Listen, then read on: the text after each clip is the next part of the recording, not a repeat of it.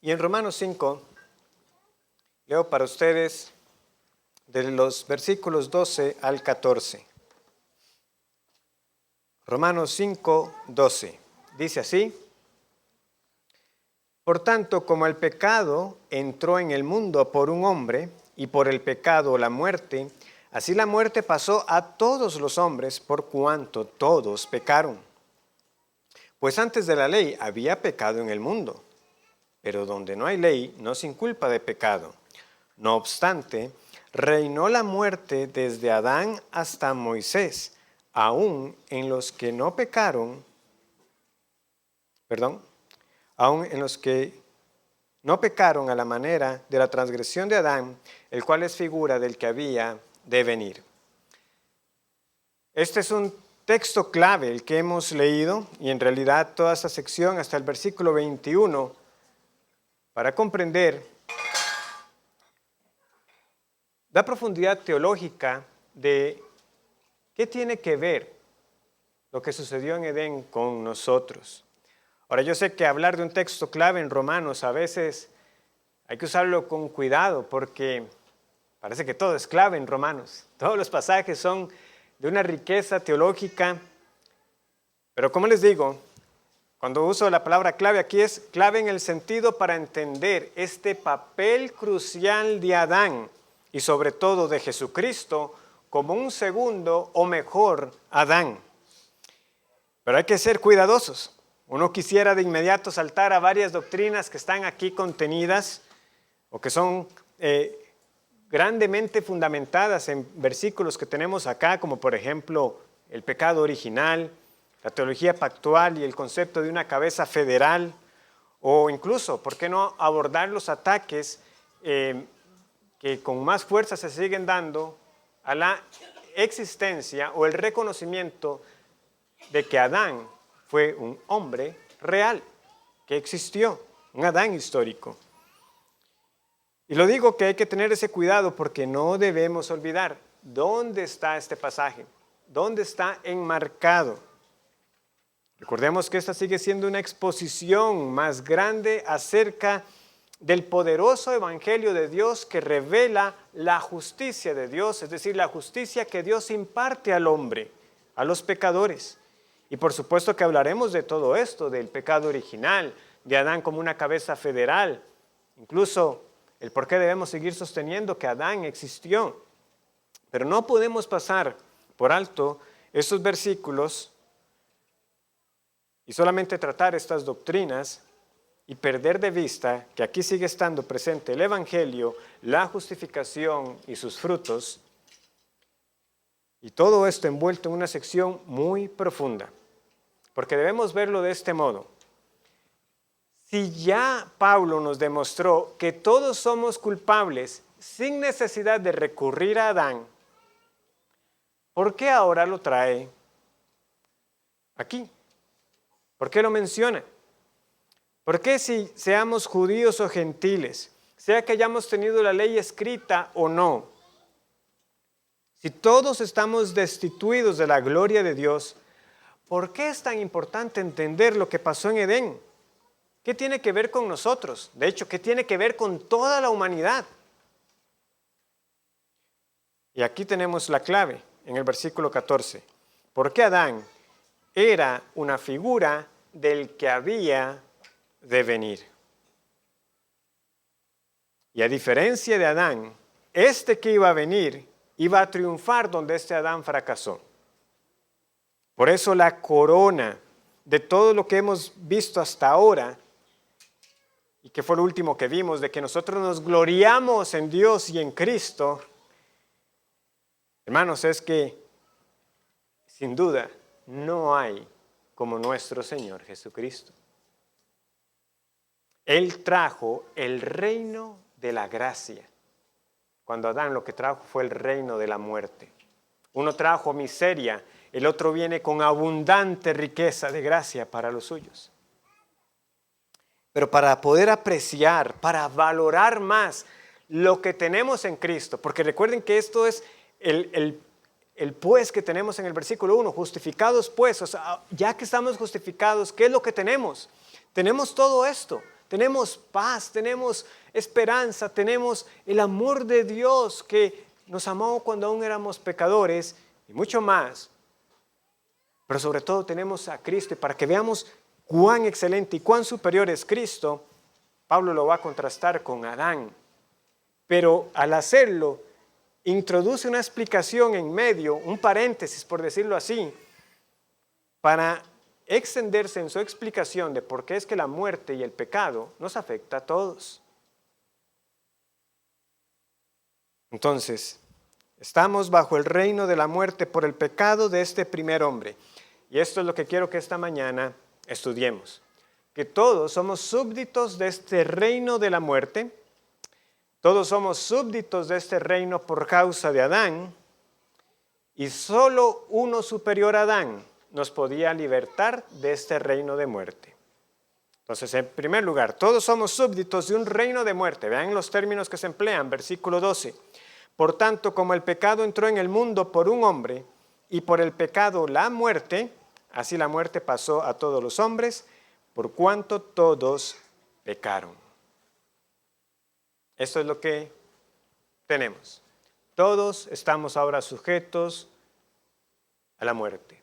Para valorar lo que ahora tenemos, los que somos justificados, tenemos que considerar que en Cristo nosotros ahora estamos en un reino diferente, mis amados hermanos. Vean cómo concluye esta sección, versículo 21 de Romanos 5. Para que así como el pecado reinó para muerte, ese es el reino de muerte del que estaremos hablando, así también la gracia reine por la justicia para vida eterna mediante Jesucristo, Señor nuestro. A eso es lo que vamos a llegar, a ese reino de gracia y de justicia para vida eterna. Pero esa no era nuestra realidad. Antes de Cristo estábamos bajo el reino de la muerte. Qué expresión más gloriosa, ¿verdad?, que tenemos aquí. ¿Para qué? O sea, esta es la gran finalidad por lo que Pablo ha escrito. Así como el pecado reinó para muerte, ahora la gracia reina por la justicia para vida eterna mediante Jesucristo. De verdad yo me quedo corto de palabras. Es que Pablo nos pasa llevando de una conclusión a otra, de una verdad gloriosa a otra. Y uno parece como, ¿cómo puede todavía haber más? Pero es que esta es la bendita, insondable palabra de Dios. Pablo nos lleva a la misma verdad desde diferentes perspectivas. Y como, bueno, si ustedes todavía conocen lo que era eso de que lo pusieran a uno a limpiar los zapatos con betún, le saca brillo y brilla más. Todavía va y más brillo. Le cambia la perspectiva, lo frota y brilla todavía más. Hermanos, nunca agotaremos la palabra de Dios. Entonces, si ya nos parecía glorioso todos estos resultados o frutos de la justificación, Pablo quiere que ahora veamos, ahora veámoslo desde la perspectiva de lo que nosotros éramos en Adán y contrastemos ahora lo que tenemos y somos en Cristo. Pero yo les admito, con toda franqueza, que entre semana, cuando estaba estudiando el pasaje, por tanto, el versículo 12 me dejó descolocado. O sea, he leído no sé cuántas veces Romanos 5, pero ya cuando uno se sienta con más detenimiento, y Pablo dice, por tanto, como el pecado entró en el mundo por un hombre y por el pecado la muerte, así la muerte pasó a todos los hombres por cuanto todos pecaron. ¿Por tanto de qué? ¿Qué está concluyendo Pablo? O sea, él no ha mencionado a Adán en los primeros 5 capítulos, hasta ahora. Entonces, por tanto, como el pecado entró por Adán, ¿pero en qué momento habló de Adán? No lo ha hecho. Y sin embargo, todos van a admitir, por tanto, es una conexión con todo lo anterior. Pero ¿por qué si Pablo no necesitó a Adán para argumentar que somos pecadores? Pareciera entonces que él está ampliando esta otra nueva conclusión, como les digo, porque ya no sé cómo más llamarlo, ¿verdad? Porque por tanto está argumento, ¿verdad? Se está dando razonamientos A, B, C, D, y ahora sí, por tanto, a la luz de todo lo anterior, esto. Entonces podemos enunciarlo de la siguiente manera. Ya cuando uno entonces vuelve a releer todo lo anterior, uno dice, sí, ahora hace sentido. Pablo está concluyendo esta nueva verdad por lo siguiente. Y espero que esto pueda ayudarnos. Enunciado 1. Todo hombre es justificado por la fe. Todo aquel que es justificado lo es por la fe en Jesús, aparte de las obras. Esa fue la gran conclusión del capítulo 3, versículo 28. Concluimos pues que el hombre es justificado por la fe, aparte de las obras de la ley. Muy bien. Todo hombre es justificado por la fe sin la ley, como lo fue Abraham. Eso fue el gran estudio del capítulo 4. Abraham fue justificado por la fe, no por las obras. Y en medio de eso, ¿qué consideramos? Que realmente son dichosos aquellos a quienes Jehová no inculpa de pecado. Bienaventurado el varón a quien Jehová no inculpa de pecado. Fueron las palabras de David. Y esto se le contó por justicia a Abraham y se le cuenta a nosotros, los que creemos que Dios levantó a Cristo de entre los muertos. Y ahora, a este Cristo que lo levantó de entre los muertos, realmente lo dio por amor a nosotros cuando aún éramos pecadores.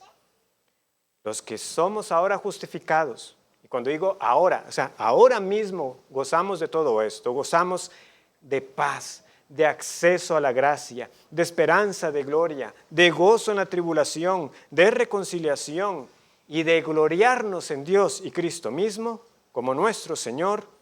Por tanto, Cristo es superior, mucho mejor que aquel primer hombre, Adán, porque por él recibimos abundante gracia y el regalo de justicia. Esa es la verdad gloriosa. Pero como les digo, en medio de esto, Pablo hace un gran paréntesis. Si lo notamos, Pablo, ¿verdad?, cuando menciona que la muerte pasó a todos los hombres, él ahora empieza a explicar. Él empieza a explicar por qué es que la muerte está tan presente en nuestra realidad.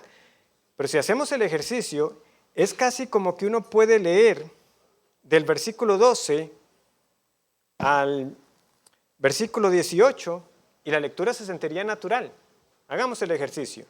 Por tanto, como el pecado entró en el mundo por un hombre y por el pecado la muerte, así la muerte pasó a todos los hombres por cuanto todos pecaron.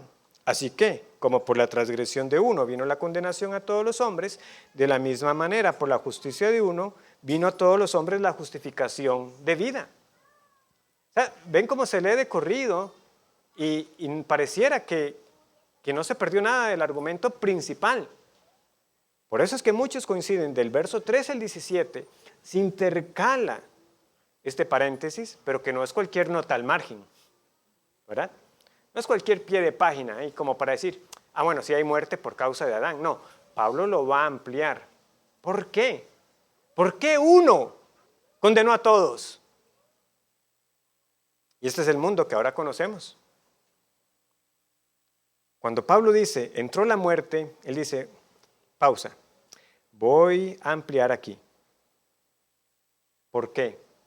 ¿Por qué si la ley vino hasta con Moisés? ¿Por qué los hombres seguían muriendo después de Adán? ¿Por qué si los hombres no recibieron un mandamiento como Adán, por qué morían? Y es porque ese pecado de Adán introdujo la muerte en la creación. De hecho, Pablo menciona en Romanos 8, y podemos leerlo en el versículo 19, que es que la creación está a la expectativa de cuándo será que se consumará la redención del pueblo del Señor. Porque el anhelo ardiente de la creación, es el aguardar la manifestación de los hijos de Dios, porque la creación fue sujetada a vanidad, no por su propia voluntad, sino por causa del que la sujetó en esperanza, porque también la creación misma será libertada de la esclavitud de corrupción a la libertad gloriosa de los hijos de Dios, porque sabemos que toda la creación gime a una, y a una está con dolores de parto hasta ahora. Precisamente hace unos días, en una conversación con unos hermanos, hablábamos de esto. Qué difícil es para nosotros concebir un mundo sin muerte, porque es lo que conocemos. O sea, ¿cómo era la creación antes de la entrada del pecado? O sea, ¿cómo interactuaban los animales, las plantas, los insectos, sin pecado y sin muerte, sin la descomposición a la que nosotros estamos acostumbrados? Vean que la creación misma también sufrió por la caída del hombre. Sin embargo, el énfasis de Romanos 5 no está en los daños y los efectos de la caída en la creación, está en particular enfocada en la muerte del género humano. ¿Por qué morimos? ¿Por qué morimos? Esta es una pregunta que no puede ser evadida. Los padres a veces pareciera que no sabemos ni cómo abordar esa pregunta cuando los niños están más pequeños. ¿Y qué pasó con tal? Usualmente, ¿verdad? Empieza por los abuelos. Ya no vas a ver abuelito o abuelita. Recientemente leí un libro muy relacionado al tema desde una óptica meramente secular. De hecho, en algunos de los pies de nota daban la siguiente estadística de que la mayoría de los niños, a pesar de los intentos de explicaciones que los padres puedan dar, ya alrededor de los 7 años, ellos entienden que quien muere no lo vuelve a ver. Y no solo eso, sino que es algo que le pasa a todos. Alrededor de los 7 años. Y creo que quizás muchos de nosotros, ¿verdad? Como a esa edad, también fuimos enfrentados a esa realidad, ver a algún familiar que moría, estar en una vela, ver a las personas llorar. Pero ese no era el punto del libro. El punto del libro era eso, o sea, ¿por qué nosotros realmente morimos? ¿Por qué envejecemos? Obviamente, como les digo, totalmente desde una óptica secular, científicamente respaldado en muchas cosas, pero igual, una ciencia que no parte de Dios. En todo caso, era interesante como este autor y otros han concluido que en sí mismo, cuando se estudia el cuerpo humano, nuestro funcionamiento biológico, celular, es que nada en sí mismo indica que deberíamos morir.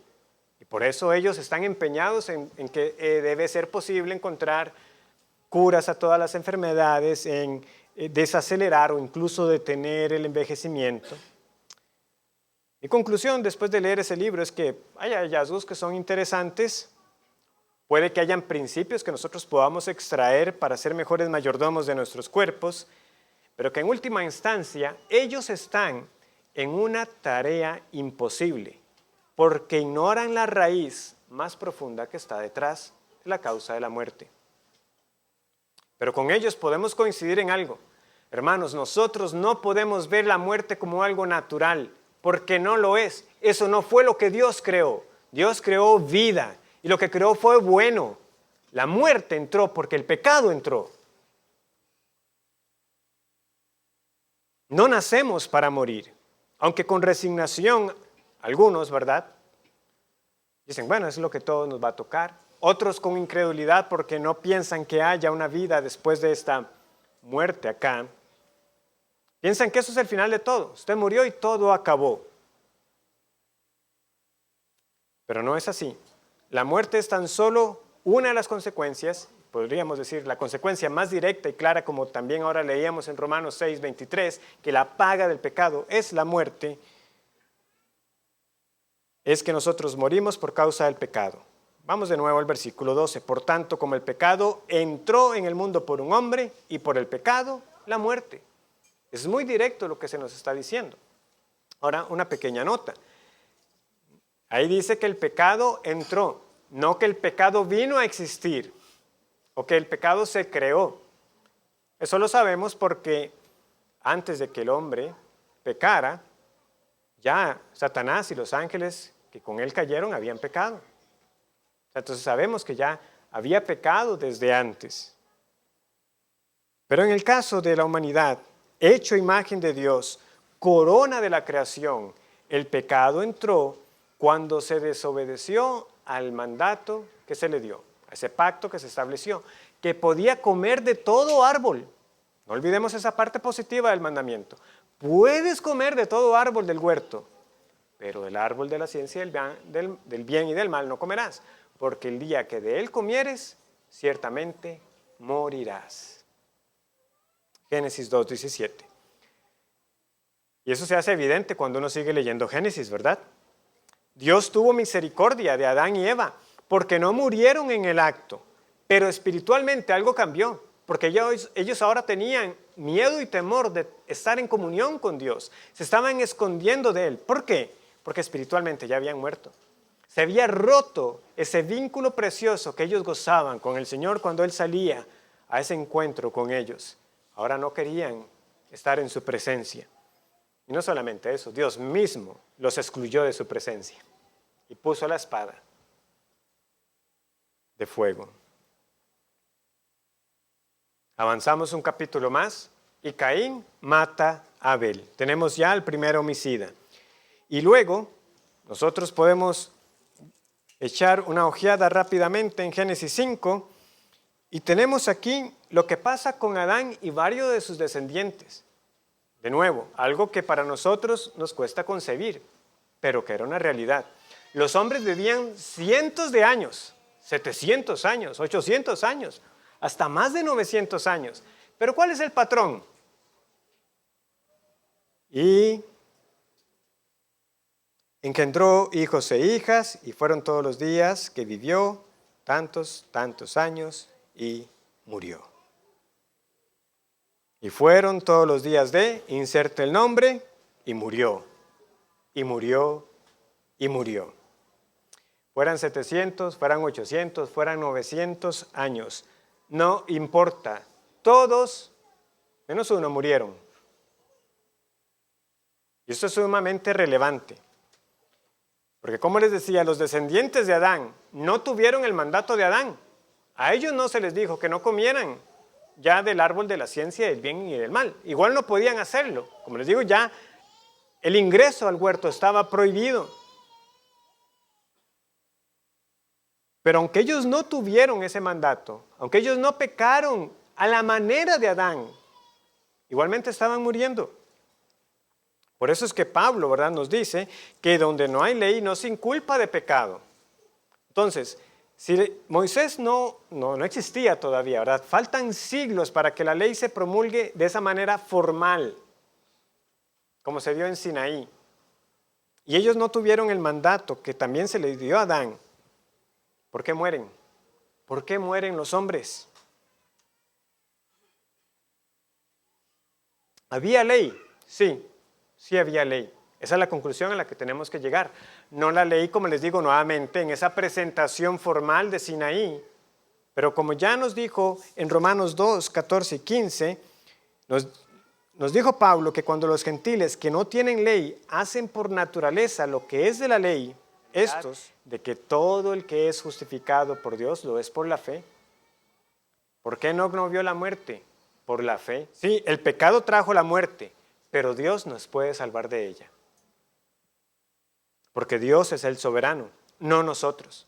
Y esto debe seguir enfrentándonos a todos, tanto a los que ven la muerte de una manera burlona o, como les digo, de resignación, al estilo de lo que se denuncia en la Escritura, ¿verdad?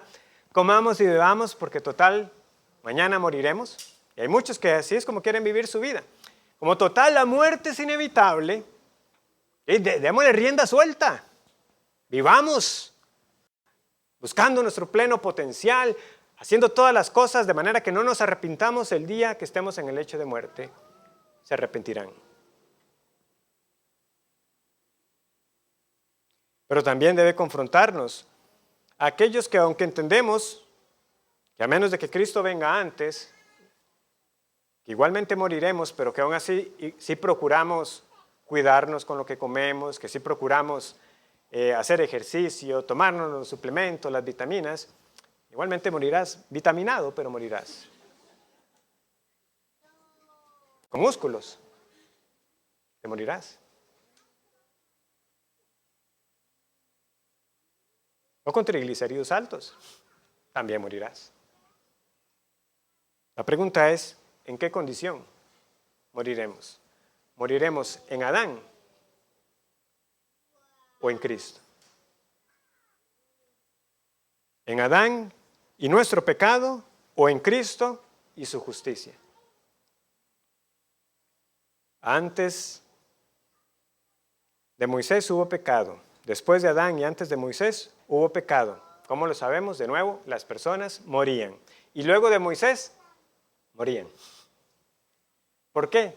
Porque la ley no resolvió el problema. Dios da la ley y la ley no es la respuesta al problema de la muerte. Dejó de pecar Israel al recibir las tablas de la ley. Estaban recién dadas por Dios cuando Moisés las tuvo que quebrar. No tendrás dioses ajenos delante de mí. Y estaba el pueblo bailándole a un becerro de oro. Y Dios vuelve a dar las tablas. ¿Y qué pasó? Toda esa generación vagó en el desierto. Murieron. Y unos de manera más aleccionadora que otros. Algunos murieron tragados porque la tierra se abrió. No, la ley no elimina el pecado, más bien trae mayor conocimiento del pecado. Y no es un defecto de la ley, es por nuestra incapacidad. Bueno, yo creo que entonces uno diría, de nuevo, pastor, creo que ya le voy entendiendo el punto. O sea, que todos hemos pecado con ley formal o sin esa ley publicada de manera formal. Eso ya lo sabíamos, ¿no era Romanos 3:20? Romanos 3:20 nos dice, ya que por las obras de la ley ningún ser humano será justificado delante de él, porque por medio de la ley es el conocimiento del pecado. Ya lo sabíamos. ¿Qué es lo que hace Romanos 5:12 al 21 diferente? ¿Qué más nos enseña?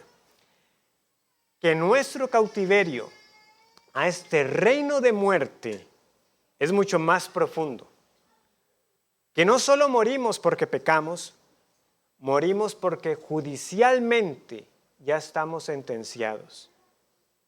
No nos hacemos pecadores, nacemos pecadores. Leamos de nuevo el texto y prestemos atención a algunos términos. Versículo 12. Por tanto, como el pecado entró en el mundo por un hombre, y por el pecado la muerte, así la muerte, vean lo que dice aquí, pasó. O podemos leer también, se transmitió a todos los hombres por cuanto todos pecaron. O versículos 15 y 16.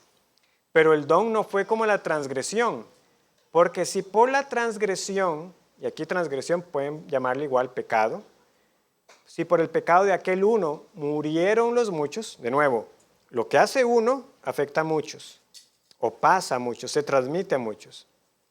Abundaron mucho más para los muchos la gracia y el don de Dios, por la gracia de un hombre, Jesucristo. Y con el don no sucede como en el caso de aquel uno que pecó, porque ciertamente el juicio vino a causa de un solo pecado para condenación. Un solo pecado de un hombre para condenación, pero no solamente de él, ¿verdad? Es lo que se nos está dando a entender aquí. Pero el don vino a causa de muchas transgresiones para justificación. Este es nuestro segundo punto. Todos somos súbditos de este reino de muerte por causa de Adán. El pecado y la muerte entraron por un solo hombre. Ahora la pregunta, ¿por qué? ¿Por qué el pecado de un solo hombre y de este hombre en específico condenó a toda la humanidad? Como hemos leído aquí, cuando Adán pecó, las consecuencias que él tuvo no se quedaron en él, sino que pasó o se transmitieron. Es también una palabra que pudiéramos utilizar.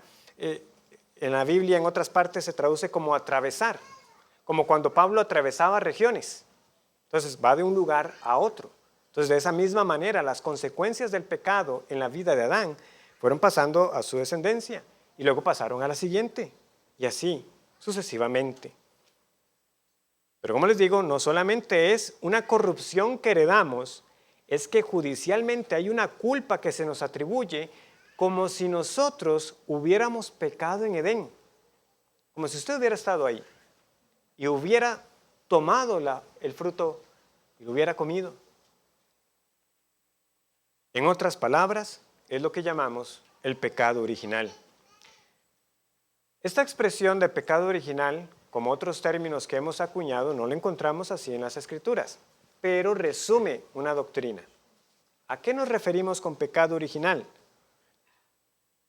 No hablamos del primer pecado que se cometió, sino de las implicaciones del pecado de Adán que pasaron de una generación a la siguiente. Como lo expresa un teólogo, es original, o sea, en el sentido de origen, porque está presente en la vida de cada individuo desde el momento de su nacimiento y por lo tanto no puede ser considerado como el resultado de la imitación. Es que ya nacemos con él.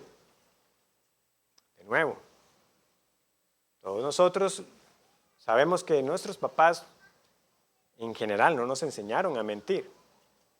A veces cuando nuestros papás pecaron también nos indujeron a mentir más, pero es diferente. Dígale que no estoy. Pero en general nosotros no pecamos por imitación. El problema no son los otros niños. Papá es su hijo, que es pecador. Y es usted, que también es pecador. Y también es llamado pecado original, porque es la raíz de la que proceden todas las transgresiones con las cuales nos corrompemos y a las cuales estamos inclinados. Pecamos de nuevo porque nacemos así ya corruptos, pecadores. Esta doctrina del pecado original es negada hoy, como lo ha sido en diferentes tramos de la historia. ¿Cuándo es negada esta doctrina? Bueno, cuando las personas apelan a que nosotros tenemos la bondad suficiente en nosotros para hacer un bien delante de Dios de que nos haga merecedores o dignos de la salvación. Si usted afirma eso de alguna manera, está negando el pecado original y sus consecuencias. O peor todavía, si usted dice que nacemos como pizarras en blanco y que es la sociedad que nos corrompe. Es que el problema es la sociedad de nuestros días. No, la corrupción que heredamos es que nacemos inclinados al pecado. No significa que pecamos de tal manera que todos hacemos todo el mal del que somos capaces, pero sí que somos inútiles. Como ya se nos dijo en Romanos, citando Salmos, que somos incapaces de hacer bien alguno que nos haga dignos delante del Señor. El punto es que Dios no es autor del pecado, no creó al hombre pecador, ni es la concepción de cada persona pecaminosa en sí mismo. Sin embargo, David exclamó de manera muy conocida: he aquí, en maldad he sido formado y en pecado me concibió mi madre. David reconoce desde la matriz. De hecho, hay otro salmo que lo expresa así, ¿verdad? Desde la matriz se apartaron los impíos. ¿Cómo lo sabemos? ¿Cómo sabemos que entonces esto en efecto es algo que se iba heredando o transmitiendo, esta corrupción? Génesis 5, ese primer obituario, nos dice que Adán tuvo hijos que fueron a su imagen y su semejanza. Una expresión interesante, ¿verdad? Porque es la misma expresión que se usa para hablar de la creación de nosotros, a imagen de Dios. Entonces quiere decir que lo que Adán engendró es a semejanza de él. Pero ¿a semejanza de cuál Adán? ¿Del Adán creado sin pecado? No. Nace ahora a semejanza del Adán caído. Y por lo tanto quiere decir que los hijos de él también engendran hijos ahora a su imagen. Eso es lo que tenemos que ver. Cuando vemos a nuestros hijos o los que son abuelos ven a sus nietos, ahí están viendo a su imagen y su semejanza. No solo física, sino también pecadora. Adán ya no retenía aquella condición en que fue creado. Nacemos manchados. Pero el asunto no es solamente la mancha con la que nacemos, es que, como les decía y como hemos leído aquí, es que por este pecado vino condenación. Judicialmente nacemos sentenciados. Entonces estamos en problemas por las dos vías. ¿Lo ven? Por un lado, es que ya nacemos sentenciados, y por el otro lado, cada uno de nosotros de por sí ya comete pecado también. Entonces, delante del Señor, estamos condenados por partida doble, por los pecados que cometemos y por los pecados o por el pecado que cometió nuestro primer padre. ¿Por qué? Porque Adán, quien nos representó como cabeza federal en ese pacto de obras, falló. ¿Qué es esto de una cabeza federal? Bueno, es lo mismo que un padre de familia que en última instancia es responsable por las decisiones que toma. Y algunas veces la familia disfruta de las decisiones que toma el papá, otras veces las sufre. Papá, ¿por qué nos trajiste aquí?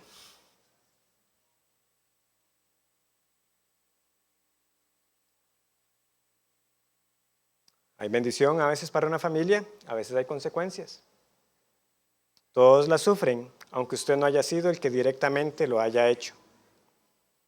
Y Adán, no Eva, era el responsable último en ese mandato que Dios le dio a él directamente. Y cuando él falló, nosotros fallamos. Ahora, siendo francos, ¿qué es lo que despierta esto usualmente en nosotros? Injusto. Injusto. ¿Por qué se me condena a mí por lo que hizo Adán?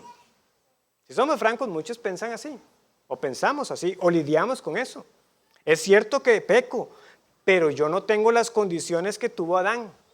Yo ahora peco porque yo ahora nazco predispuesto al pecado, nazco manchado por el pecado.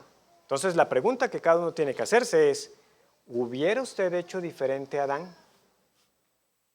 ¿En qué condiciones estaba Adán en el jardín? Vean, todo prosperaba. Toda labor de sus manos fructificaba. Y él mismo no tenía ninguna corrupción por el pecado. Hermanos y amigos, Adán no fue un mal representante. Aunque es cierto que no lo escogimos como escogemos un presidente cuando votamos para que nos represente y ciertas decisiones recaigan sobre él.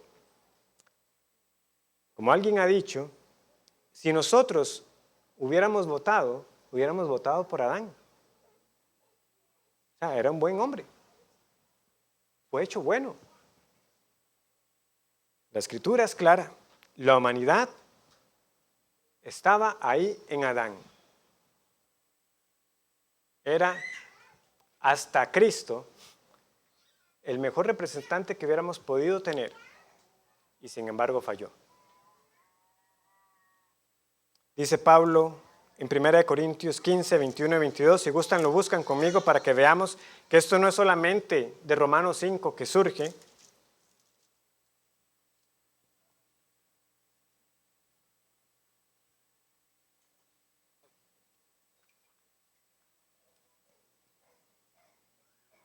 Leemos en 1 Corintios 15, 21 y 22. Porque por cuanto la muerte entró por un hombre, también por un hombre la resurrección de los muertos, porque así como en Adán todos mueren, también en Cristo todos serán vivificados. En Adán, esa es la clave. Ahí estábamos con Él, en Él, cuando el pecado y la muerte entraron por su causa. Ahora, si este fuera todo el cuadro que la Escritura nos presentara, y si fuera todo lo que Romanos 5 nos dijera, hermanos, nosotros tendríamos un cuadro desolador. Si no tuviéramos conocimiento del Evangelio de la justificación por la fe en Jesús, estaríamos en la más completa desesperanza. Es que no podíamos salvarnos de ninguna forma. No podíamos hacer el bien y ya de por sí teníamos una culpa que acarreábamos por aquel que nos representó en el huerto. ¿Qué podíamos hacer? Pero bendito sea nuestro Dios, que desde antes de la caída ya nuestra salvación estaba en su mente. Romanos 5:14. Aún en los que no pecaron a la manera de la transgresión de Adán, el cual es figura del que había de venir. Figura del que había de venir. Ahí está el gran rayo de esperanza para la humanidad. Aquí la palabra figura es tipos, o parece que se pronuncia como tupos. Tupos, que en efecto tenemos la palabra tipo. Que en teología, cuando hablamos del tipo y el antitipo, estamos hablando de aquello que era sombra de Cristo. ¿Qué es que alguien sea un tipo de Cristo? La ilustración es la siguiente. Cuando nosotros vemos un patrón o una marca, nosotros podemos deducir cuál fue el instrumento con el cual se realizó. Un ejemplo más cotidiano quizás para muchos son estos moldes, ¿verdad? Con los que se hacen quequitos o dirían cupcakes, ¿verdad? Usted sabe, ¿verdad? Se usó tal molde, porque usted ve la forma que tiene, usted dice, con ese molde se hizo.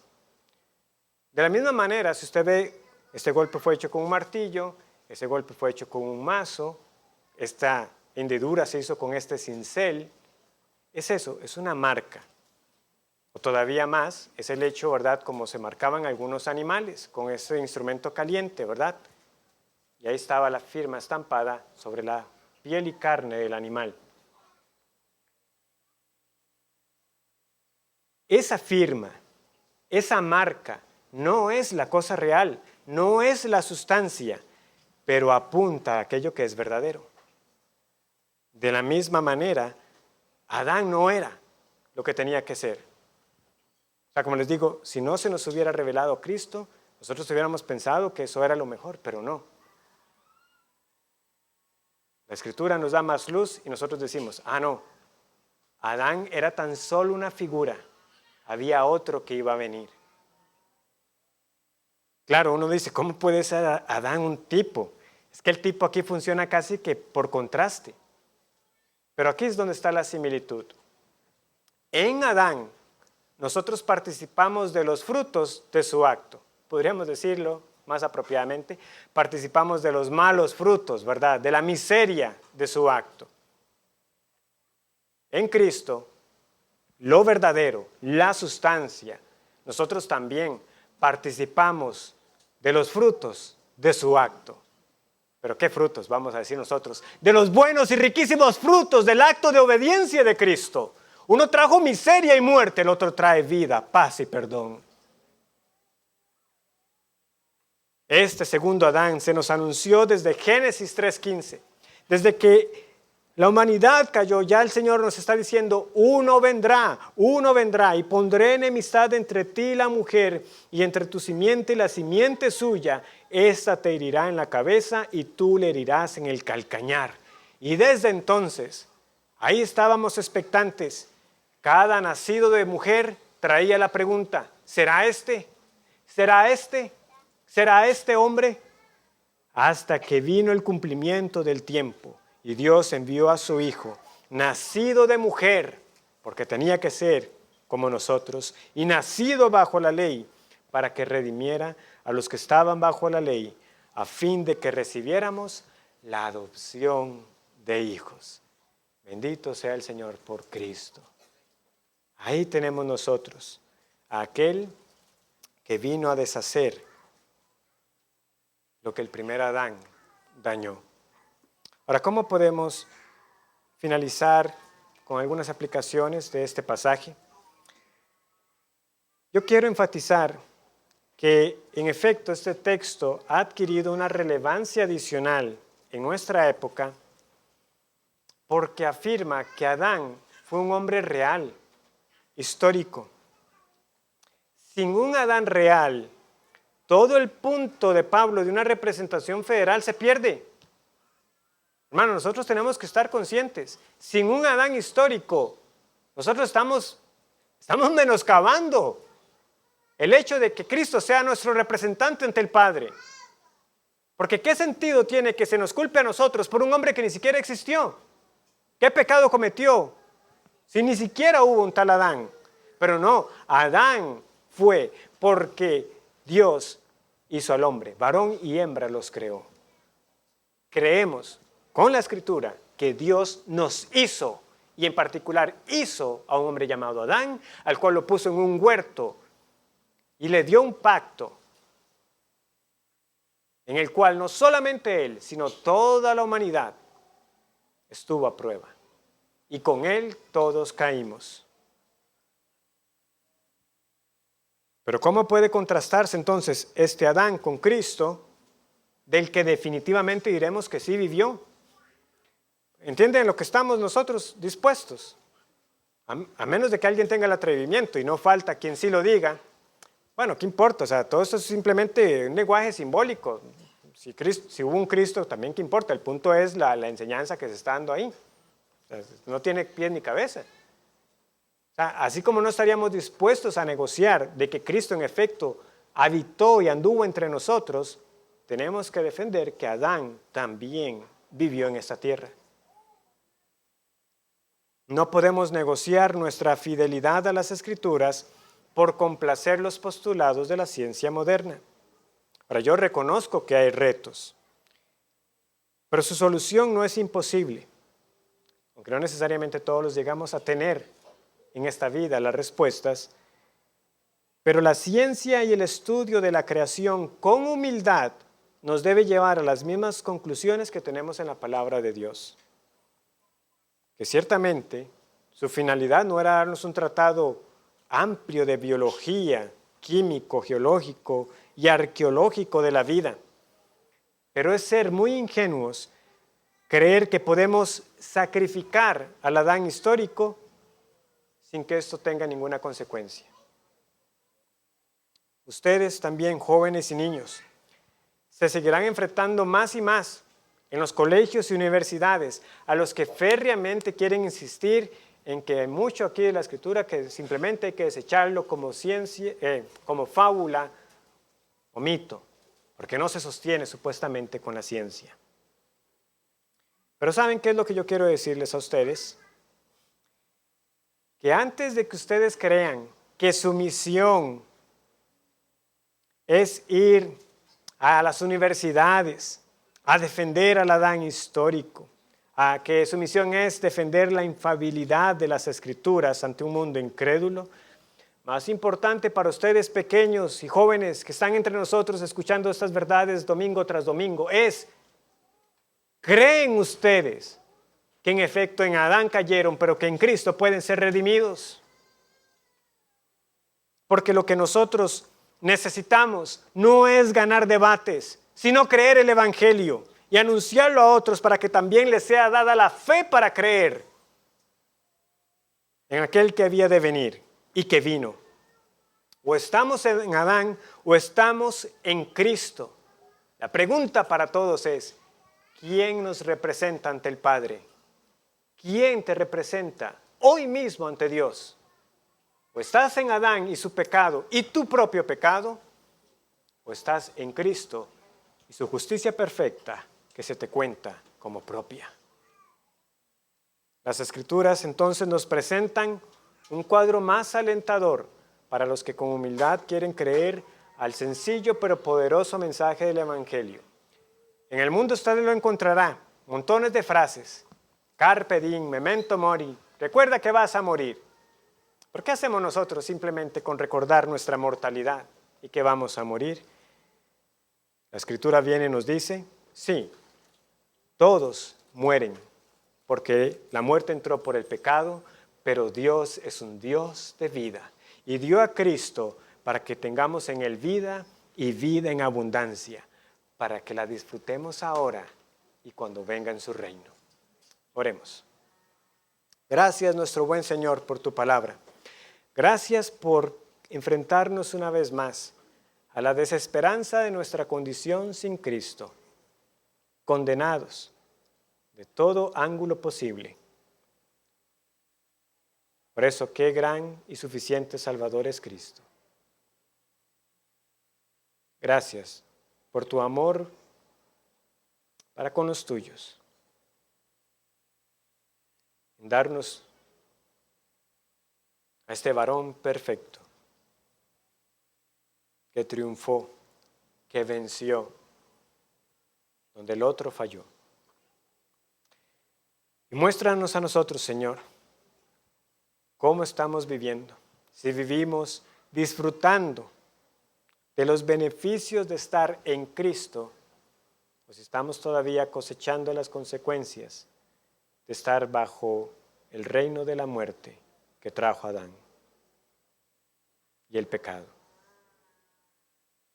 Que la luz del Evangelio brille, nos siga llevando a apreciar, a valorar más y más este poderoso Evangelio que trae vida y vida eterna en Jesús. Amén.